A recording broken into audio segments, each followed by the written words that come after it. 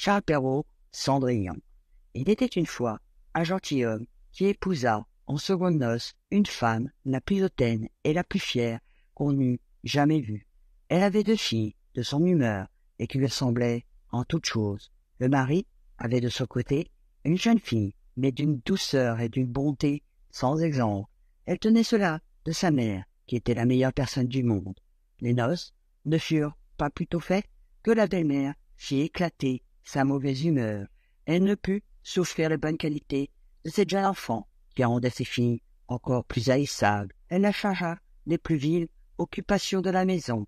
C'était elle qui nettoyait la vaisselle et les montait, qui frottait la chambre de madame et celle de mesdemoiselles ses filles. Elle couchait tout au haut de la maison, dans un grenier, sur une méchante paillasse, pendant que ses sœurs étaient dans des chambres parties où elle avait des lits des plus à la mode et des miroirs où elle se voyait depuis les pieds jusqu'à la tête. La pauvre fille souffrait, tout avec patience, et n'osait s'en plaindre à son père, qui l'aurait grondé parce que sa femme le gouvernait entièrement. Lorsqu'elle avait fait son ouvrage, elle s'allait mettre au coin de la cheminée et s'asseoir dans les cendres, ce qui faisait qu'on l'appelait communément dans le logis plus Cendron. La cadette, qui n'était pas si malhonnête que son aînée, l'appelait Cendrillon.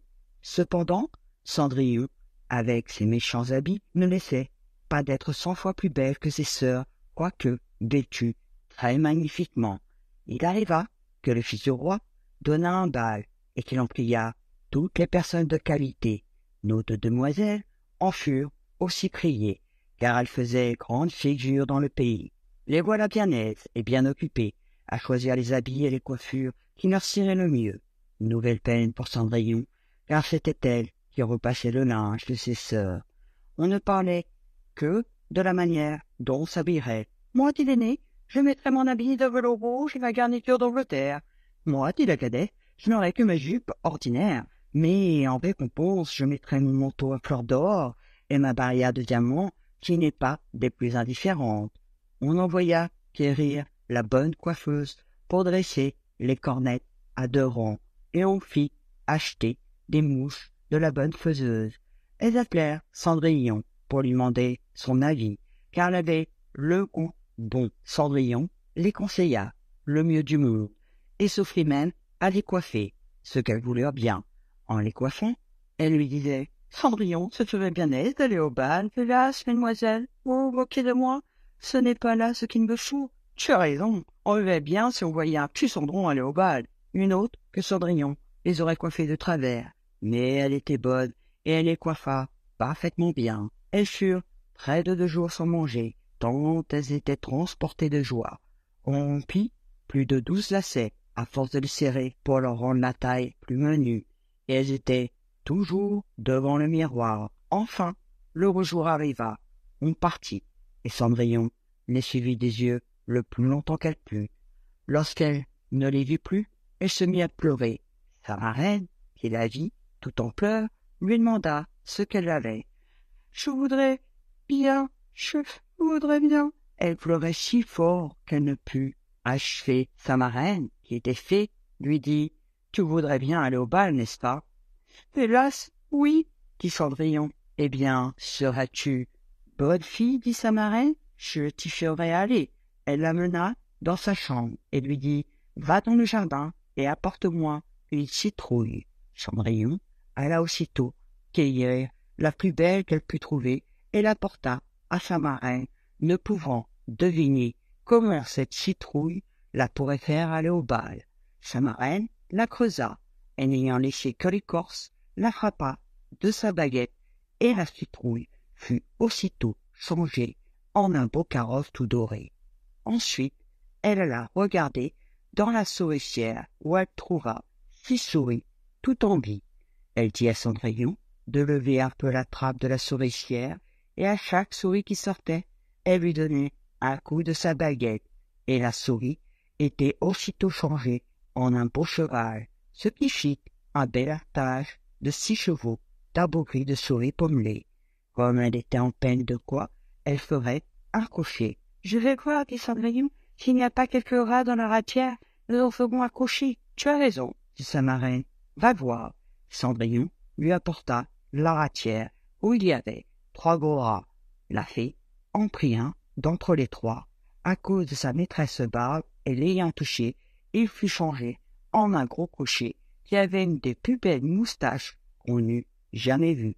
Ensuite, elle lui dit, « Va dans le jardin, tu y trouveras 6 lézards derrière l'arrosoir. Apportez-moi. » Elle ne l'eut pas plutôt apporté que sa marraine les changea en 6 laquais qui montèrent aussitôt derrière le carrosse avec leurs habits chamarrés et qui s'y tenaient attachés comme s'ils n'eussent fait autre chose de toute leur vie.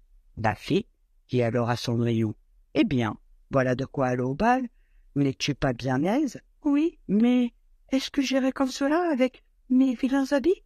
Sa marraine ne fit que la toucher avec sa baguette, et en même temps ses habits furent changés en des habits d'or et d'argent, tout chamarrés de pierreries.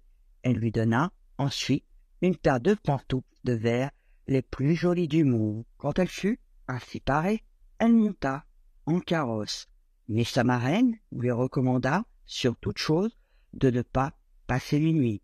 L'avertissement que si elle demeurait au bal un moment davantage, son carrosse redeviendrait citrouille, ses chevaux des souris, ses laquais des lézards, et que ses beaux habits reprendraient leur première forme. Elle promit à sa marraine qu'elle ne manquerait pas de sortir du bal avant minuit. Elle part, ne se sentant pas de joie. Le fils du roi, qu'on alla avertir qu'il venait d'arriver une grande princesse qu'on ne connaissait point, courut la recevoir. Il lui donna la main à la descente du carrosse et la mena dans la salle où était la compagnie. Il se fit alors un grand silence. On cessa de danser et les violons ne jouèrent plus, tant on était attentif à contempler les grandes beautés de cet inconnu. On n'entendait qu'un bruit confus.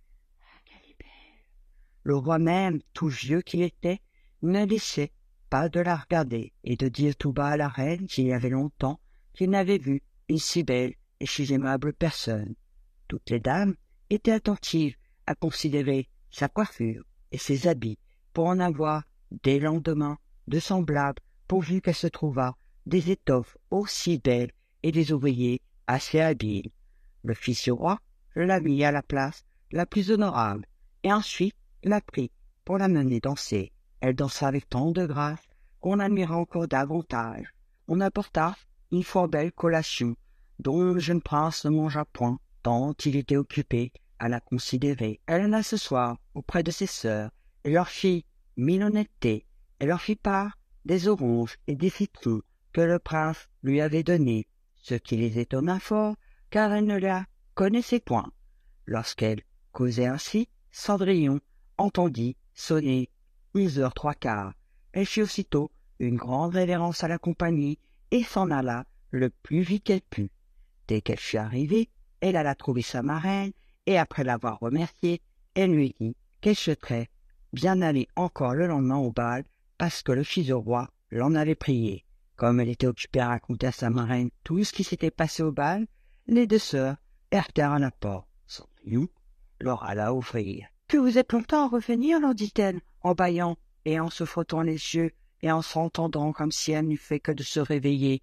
Elle n'avait cependant pas eu envie de dormir depuis qu'elle s'était quittée. « Si tu étais venue au bal, lui dit une de ses sœurs, tu ne t'y serais pas ennuyée. Il est venu la plus belle princesse, la plus belle qu'on puisse jamais voir. Elle nous a fait 1000 civilités, elle nous a donné des oranges et des citrons. » Cendrillon ne se sentait pas de joie. Elle leur demanda le nom de cette princesse, mais lui répondirent qu'on ne la connaissait pas, que le fils du roi en était fort en peine et qu'il donnerait toute chose au monde pour savoir qui elle était. Cendrillon sourit et leur dit « Elle était donc bien belle, mon Dieu, que vous êtes heureuse.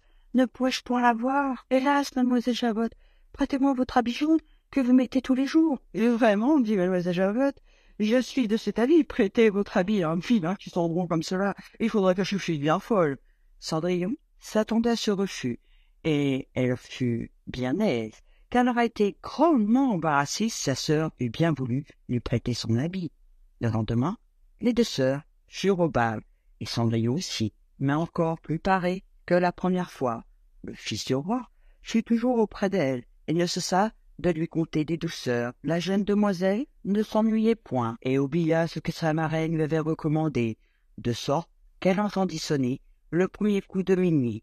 Lorsqu'elle ne croyait point qu'il fût encore 11 heures, elle se leva et s'enfuit, aussi légèrement qu'aurait fait une biche. Le prince la suivit, mais il ne put l'attraper. Elle laissa tomber une de ses pantoufles de verre que le prince ramassa bien soigneusement.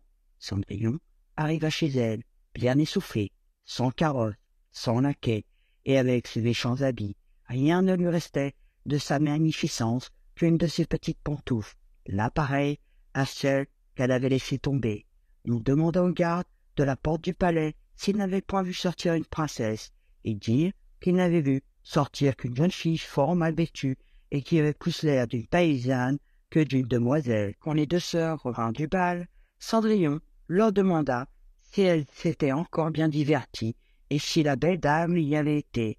Elles lui dirent que oui, mais qu'elle s'était enfuie lorsque minuit avait sonné, et si promptement qu'elle avait laissé tomber une de ses petites pantoufles de verre, la plus jolie du monde, que le fils au roi l'avait ramassée, et qu'il n'avait fait que la regarder pendant tout le reste du bal, et qu'assurément il était fort amoureux de la belle personne à qui appartenait la petite pantoufle. Elle dit vrai, car peu de jours après, le fils du roi fit publier à son de trompe qu'il épouserait celle dont le pied serait bien juste à la pantoufle. On commença à l'essayer aux princesses, ensuite duchesses, et à toute la cour, mais inutilement. On la porta chez les deux sœurs, qui firent tout leur possible pour faire entrer leurs pieds dans la pantoufle, mais elles ne purent en venir à bout. Cendrillon, qui les regardait et qui reconnut sa pantoufle, dit en riant « Que je vois si elle ne me serait pas bonne !» Ses sœurs se mirent à rire et à se moquer d'elle. Le gentilhomme, qui faisait l'essai de la pantoufle, ayant regardé attentivement Cendrillon et la trouvant fort belle, dit que cela était très juste et qu'il avait l'ordre de l'essayer à toutes les filles. Il fit asseoir Cendrillon et approchant la pantoufle de son petit pied, il vit qu'il y rentrait sans peine et qu'elle y était juste comme de cire. L'étonnement des deux sœurs fut grand, mais plus grand encore quand Cendrillon tira de sa poche l'autre petite pantoufle qu'elle mit à son pied. Là-dessus arriva la marraine, qui, ayant donné un coup de baguette sur les habits de Cendrillon, les fit devenir encore plus magnifiques que tous les autres. Alors ces deux sœurs la reconnurent pour la belle personne qu'elles avaient vue au bal. Elles se jetèrent à ses pieds pour lui demander pardon de tous les mauvais traitements qu'elle lui avait fait souffrir. Cendrillon les releva et leur dit, en les embrassant, qu'elle leur pardonnait de bon cœur et qu'elle les priait de l'aimer bien toujours. On la mena chez le jeune prince, parée comme elle était. Il la trouva encore plus belle que jamais, et peu de jours après, il l'épousa. Cendrillon, qui était aussi bonne que belle, fit loger ses deux sœurs au palais et les maria dès le jour même à deux grands seigneurs de la cour. Moralité: la beauté, pour le sexe, est un rare trésor. De l'admirer jamais, on ne se lasse. Mais ce qu'on nomme bonne grâce est sans prix et vaut mieux encore. C'est ce qu'a Cendrillon fit avoir sa marraine, en l'adressant, en instruisant, tant et si bien qu'elle en fit une reine, car ainsi sur ce compte on va moralisant. Belle, ce don vaut mieux que d'être bien coiffée, pour engager un cœur, pour en venir à bout.